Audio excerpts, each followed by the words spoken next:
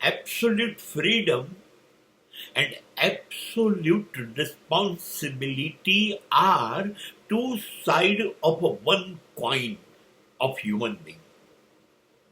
પરમ સ્વતંત્રતા માનવીને જોઈએ છે.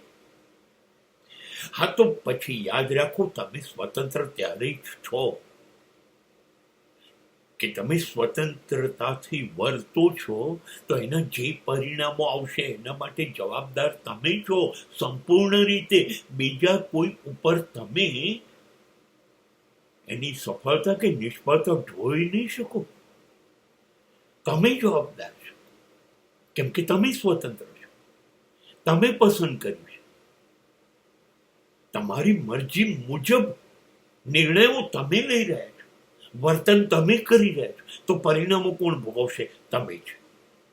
એના માટે તમે કુદરતને, બીજા કોઈ માણસને કે પરિસ્થિતિને જવાબદાર બનાવશો તો નહીં ચાલે. ગુનેગાર છો, કેમ કે તમે જ કહ્યું તું હું સંપૂર્ણ સ્વતંત્ર છું વિચારવા માટે, કરવા માટે.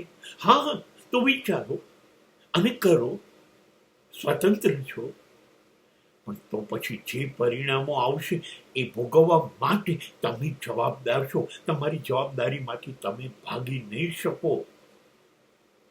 આ કહેવાય એબ્સોલ્યુટ રિસ્પોન્સિબિલિટી.